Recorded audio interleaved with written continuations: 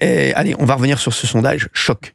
Yes. Sondage choc, hein, parce que c'est vrai qu'il y a énormément de gens qui ont parlé de ce sondage. Alors, et ce sondage, apparemment, Olivier d'Artigol, vous allez nous le redire dans un instant, voilà, il a été un controversé, petit peu mis à mal. Décrié. Mais bon, voilà, mais ça c'est toujours comme ça. Vous savez, dès que vous faites quelque chose, vous êtes décrié. Quand vous faites rien, c'est sûr que vous n'êtes pas décrié. Ça, c'est bien, c'est sûr. C'est toujours ceux qui font rien qui prennent le moins de risque d'être décriés. Le boxon au RN, ce sondage. Il a été contesté par les plus fidèles de Marine Le Pen. Pourquoi ? Parce que ce sondage est plutôt favorable, très favorable même à Jordan Bardella, qui a été testé sur un échantillon de 20 000 personnes, et sur une seconde vague, Marine Le Pen a été testée sur 2000 personnes, et donc bien évidemment, quand vous mixez ces deux vagues, le score reste obligatoirement beaucoup plus favorable pour Jordan Bardella, c'est arithmétique, et donc vraiment l'entourage de Marine Le Pen n'a pas du tout aimé cette manière de procéder. Et ils ont sifflé la fin de la récréation, plus personne ne doit parler de tout ça. Oui, mais sauf que, pardon, Gauthier, toi qui observes la vie politique française, on a parlé le 1er mai des échauffourées des manifestants, mais on n'a pas parlé du gros Barnum qu'il y avait eu aussi avec... à Narbonne. À Narbonne, exactement. Et tu as pu le constater, Marine Le Pen est arrivée en tribune, enfin sur la tribune, comme ça, en parlant vraiment des juges, du deux poids deux mesures, de l'injustice et tout. On vous a volé l'élection. Voilà, exactement, un peu sous des airs un peu trumpistes, alors que Bardella, lui, il était sur le programme, il s'est fait applaudir 10 fois plus que Marine Le Pen, sur l'économie, sur le pouvoir d'achat. Donc lui, il se projetait déjà, et elle était beaucoup plus tendue, un peu amère et un peu aigrie, et je pense qu'effectivement, Jordan Bardella est en train de la jouer solo. Oui, il est en train de jouer sa carte. Exactement. Très clairement. Alors, c'est pas lui qui a commandé le sondage. Déjà, il est en train de la jouer solo. Bien sûr. Il n'est pas responsable de ce sondage. Il n'est pas responsable de ce qui est arrivé à Marine Le Pen. Ça reste quand même un institut de sondage sérieux de il l'a emporté Frédéric Dabi. largement sur Marine. Et après, il est vrai que ce sondage est plus favorable à Jordan Bardella, mais c'est le résultat 50-50 face à Édouard Philippe, alors que Marine Le Pen perdrait une nouvelle fois face au candidat centriste. Donc on sent effectivement un peu d'énervement du côté du clan Le Pen. Et je rappelle que la semaine dernière, à l'Assemblée nationale, alors que Jordan Bardella a dit « Je serai le candidat de Marine Le Pen si elle est empêchée », Marine Le Pen a répondu « Je peux aussi passer sous un bus ». Et effectivement, Jordan Bardella sera dans ce cas-là le candidat du RN. L'air de dire il y a quand même peu de chances que je sois inéligible. Alors qu'il y a énormément de chances, malheureusement pour elle. On a dit ce qu'on en pensait ici. Et moi, j'ai dit qu'à mon avis, il fallait pas choisir à la place des Français. Mais c'est ainsi fait. Elle a quand même une grande probabilité de ne pas être sur la ligne de départ en 2027. Donc forcément, vous avez un Jordan Bardella qui s'y prépare, c'est logique. Il doit être enclenché le plus vite possible. Voilà, dans l'optique d'y aller. Ce qu'elle demande, c'est que personne ne puisse envisager qu'elle ne puisse pas être candidate. Procès en appel avant l'été prochain. Et sauf que tout le monde l'envisage. Si jamais c'est donc confirmé, un congrès du RN à l'automne qui suivra. Donc pour elle, c'est ce calendrier, il ne faut pas en bouger. Oui, sauf que tout le monde l'envisage. Je sais bien. Bah oui, c'est humain, c'est logique. Dans ces moments-là. Bah oui, vous avez... Mais vous avez vu que ce que me disait un pote hier, c'est que la sortie de Marine Le Pen dans l'échiquier politique, franchement, vous avez vu que ça n'a pas... Mine de rien, c'est passé. Mais parce qu'elle a un héritier putatif. C'est parce vrai. qu'à partir du moment où elle a un héritier... secoué plus que ça, je suis désolé. Non, les gens se font, il y a une forme de résignation.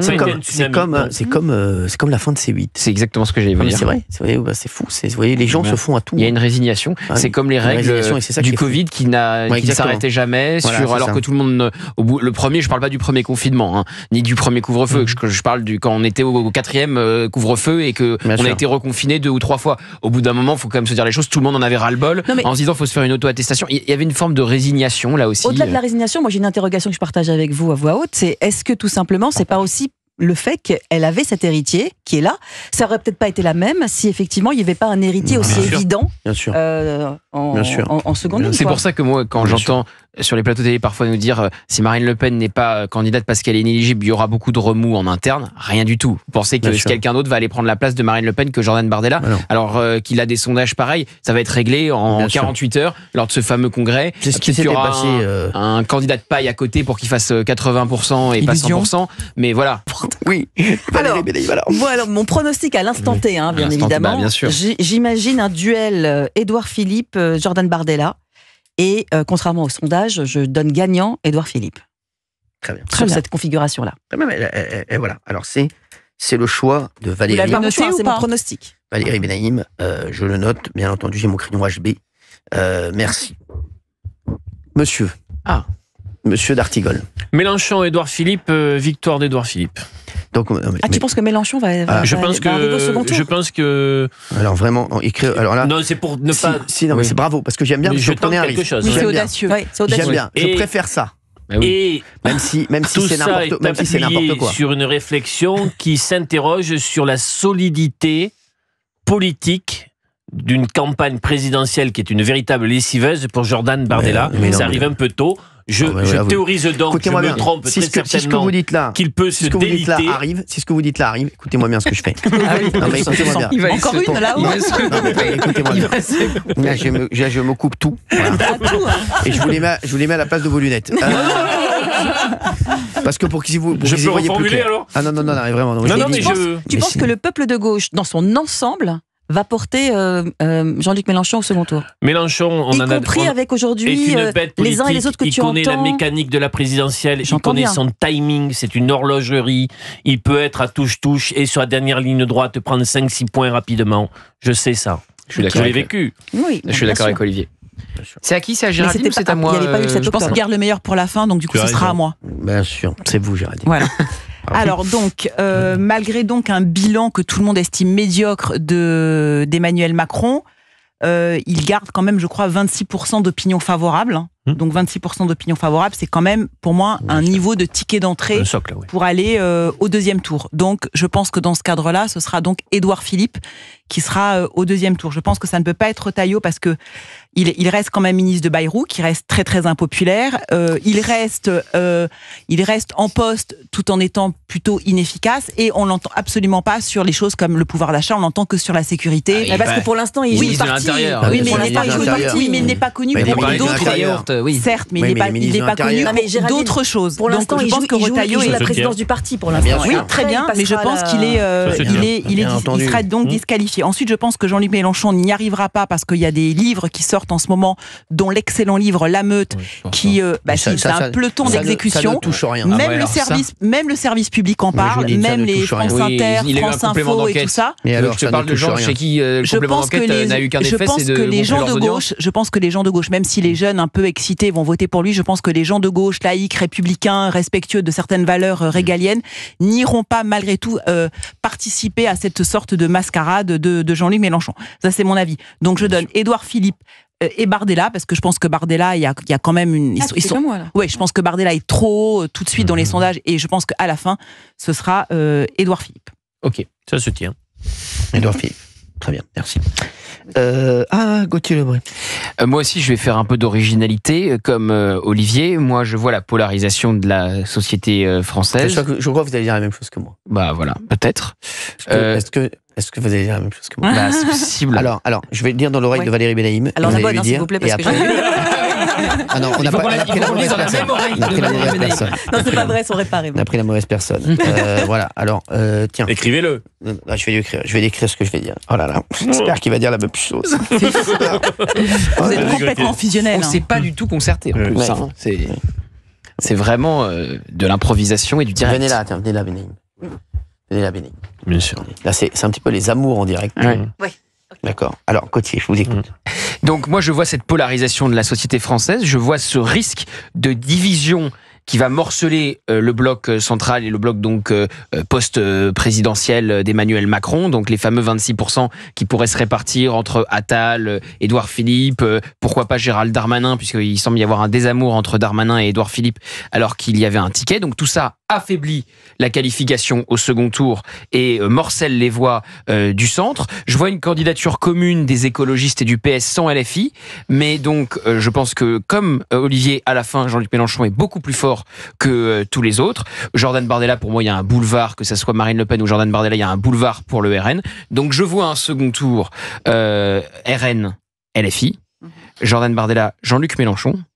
Et je ne vois pas une victoire écrasante de Jordan Bardella, parce qu'il y aura le même cirque antifasciste qu'on a eu la dernière fois, faut faire barrage, etc. Sauf que ça marchera quand même, à mon avis, moins bien. Donc à la fin, je vois une courte victoire de Jordan Bardella. Voilà. S'il faut être un peu original. Pas mal. Voilà. Puis-je dire ce que j'ai lu, moi, sur votre... Bien entendu. Bien, Gauthier, tu as eu exactement la même idée que Cyril Hanouna. Mais c'est même pour l'issue. C'est émouvant. Et même pour l'issue. Il n'a pas donné l'issue. Vous avez donné le deuxième tour. Il a donné son deuxième tour. J'ai pas donné l'issue. Non, mais c'est vrai que c'est voilà. Donc, vous avez vu, c'est assez à part d'Artigol, je sais pas où, qui a pris un risque. Bravo à lui d'ailleurs, Olivier. J'aime bien parce que on en a un sur deux en commun. Au second tour. Bien sûr. Non, mais c'est vrai que bravo. Non, donc ça veut dire que pour vous, le scénario d'un Mélenchon au second tour est probable. Possible. C'est dans un climat de crise politique, de choses qui s'enflamment, d'un débat détestable, oui, bien sûr. De violence. Oui. Écoute, personne n'avait vu le NFP terminer en tête des élections législatives. Ils n'ont pas eu la majorité absolue. Ils n'ont pas eu Matignon. La différence entre une présidentielle et une législative, c'est qu'une législative, t'es sur des listes, etc. Présidentielle, c'est un homme. Non, t'es pas sur des listes législatives. C'est les européennes ou t'es sur des listes? Pardonne-moi. C'était des seconds tours candidat RN, candidat LFI. C'était exactement la même configuration. Non, mais là, t'es sur c'est la rencontre d'un homme avec un peuple, la présidentielle. Là, c'était exactement Mélenchon, je suis pas sûr qu'il rencontre le peuple de France. Et c'est ça qui a fait que. Donc Jean-Luc Mélenchon arriverait sur le perron de l'Élysée, et ça, on y croit, ça? Ah non, je t'ai dit, il se fait battre par Bardella. Ok. Il se fait battre par Bardella. Mais pas 68 pour Bardella, tu vois, ou pas 70 pour Bardella. Avec Jordan Bardella qui aura donc quel âge? Il aura pas encore 30 ans. C'est simple, il aura 30 ans. Un peu plus, puisqu'il est en 95. Il aura 31. Il ira sur ses 31, il est né en. Donc Emmanuel Macron serrera la main à Jordan Bardella qui aura à peu près 10 ans, 12 ans de moins que lui. Non, 20 ans. Et qui battra son record. 20 ans. 20 ans?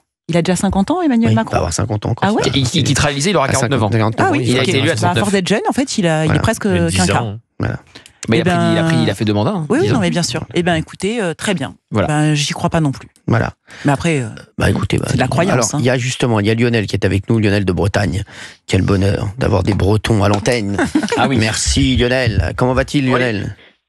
Ça va bien, merci. Écoute, vraiment, félicitations à tous là pour la émission. Merci Lionel. Non, je parlais de Géraldine et Valérie. Ah oui, très bien, merci. Merci pour une fois. Merci. Non, mais c'est bien. C'est vrai que c'est bien qu'elle soit là. C'est important qu'il y ait des gens qui disent des. Non, mais je suis complètement d'accord avec vous, Lionel. Et d'ailleurs, je vais les augmenter. Grâce à vous, Lionel. Voilà. Maintenant, si je peux prendre un petit pourcentage. Avec grand plaisir, Lionel, avec grand plaisir, vous le méritez. Et Lionel peut venir au déjeuner? Il sera au déjeuner. J'espère.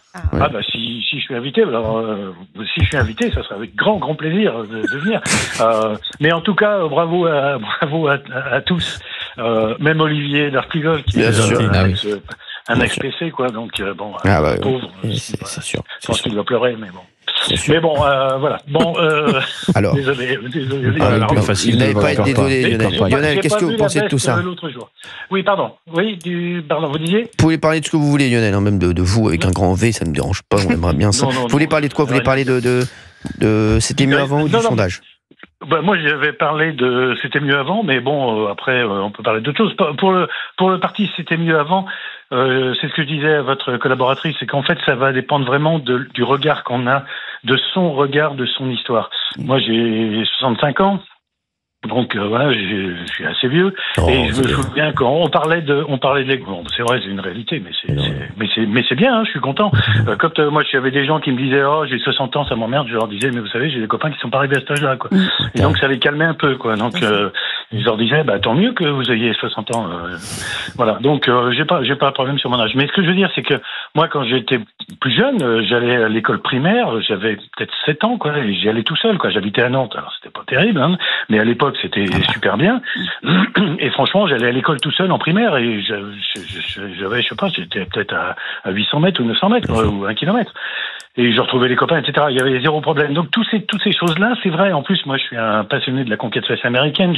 J'avais des regards complètement dingues. J'ai vu les premiers passes d'Armstrong, etc. Donc ce côté-là, c'était mieux avant, mais c'était mon histoire, quoi. Et c'est mon regard sur mon histoire. Donc effectivement, j'entends bien effectivement, au niveau médecine, on a bien amélioré, etc. Au niveau réseaux sociaux, je suis pas si sûr que ça soit mieux maintenant. Au point de vue des accidents de la route, moi, je me souviens qu'on faisait des kilomètres avec mon père, etc. Enfin, c'est lui qui conduisait tout le temps. Il faisait 10 heures, 15 heures de route. C'est pas prudent. On roulait comme des dingues, etc. Donc, il y avait beaucoup plus de morts. On peut pas dire que c'était mieux avant. Mais c'est vrai qu'on avait une liberté. Moi, après le primaire, j'allais au collège, etc. J'avais une mobilette, je vais aller voir mes potes, etc. Et on avait cette espèce de liberté, d'insouciance, de tranquillité. Et mes parents se sont jamais inquiétés de se dire, qu'est-ce qui va se passer? Et j'ai 2 sœurs. Mais c'était pareil, quoi. Il n'y avait pas d'inquiétude par rapport à elle. Et ce que disait Géraldine tout à l'heure, qu'elle traversait le bois de Boulogne, etc. Effectivement, alors moi j'ai habité un peu en Paris il y a longtemps. Mais voilà. Oui, non, bon, ok. Enfin, elle ne fait que traverser, parce que les gens vont la chercher ce soir. Ça va. Voilà, n'allez pas au bois de Boulogne chercher Géraldine Maillet, il n'y est pas souvent non plus. Non, mais c'est vrai, voilà. Je vous le dis, elle n'est pas quand même. Voilà. C'était vraiment pour aller d'un point A à un point B. C'est ça qu'il y a le bois de Boulogne entre les deux. Voilà. Elle faisait ce qu'elle voulait aussi. Non, j'ai pas dit qu'elle s'arrêtait au bois de Boulogne. Je vous ai très bien compris. Ils ont juste mauvais esprit. Exactement. Exactement. Mais je comprends, Lionel, c'est très intéressant ce qu'il dit. Non, mais c'est vrai. Tigol, j'écoute. Merci. Non, mais c'est vrai. Oui. Mais en tout cas, voilà. Vous avez un peu la même vision que Valérie Benaïm. Non, Valérie Benaïm? Oui, non, mais vous avez dit quand même des choses. On roulait à tombeau ouvert, les accidents les accidents routiers, ça n'allait pas. Mais sur Nantes, il dit pas comme Valérie. Sur Nantes, il disait, moi, je peux aller à l'école tout seul quand j'étais petit. Qui est le contraire de ce que dit Valérie Benaïm. À Nantes, maintenant, votre enfant, vous l'envoyez pas à l'école tout seul. Il y a aucune constance. Qui est le contraire de ce que dit Valérie Benaïm. Merci Lionel, heureusement que vous êtes là. Merci Lionel. Vraiment, merci Lionel. Parce que vous dites tout le contraire de ce qu'elle dit et je suis bien d'accord avec vous. Merci. Oui, je pense pas qu'elle pense. Non, mais Lionel est nuancé. Non, j'aime ça. Vous allez vous attaquer. Non, s'il vous plaît. Oui, Lionel. Non, mais je dirais, oui, je pense qu'il y a du plus et du moins, etc. Ouais. Bon, alors après, quand on dit ça, on commence à dire je suis macroniste, alors c'est sûrement pas macroniste, en même temps. Je vous félicite en tout cas. On en meurt de ça. Merci Lionel d'avoir été avec nous sur Europe 1. Je vous fais un immense bisou. Lionel, vous pouvez être là pour le déjeuner? Ah ben oui, c'est quand? Ça va être, je sais pas, fin juin, un truc comme ça. Ouais, bon, ça sera avec plaisir. On vous invite. Lionel. Allez. Comme ça, il y aura Lionel. Il y aura Lionel avec nous. Ça, vous pourrez échanger avec Valérie Benaïm. Merci Lionel d'avoir été avec nous. Je vous embrasse fort, Lionel. Merci d'avoir été avec nous sur Europe 1. Merci moi aussi, et puis à très bientôt. Et continuez comme ça. On est là, on bouge pas et on vous voit bientôt.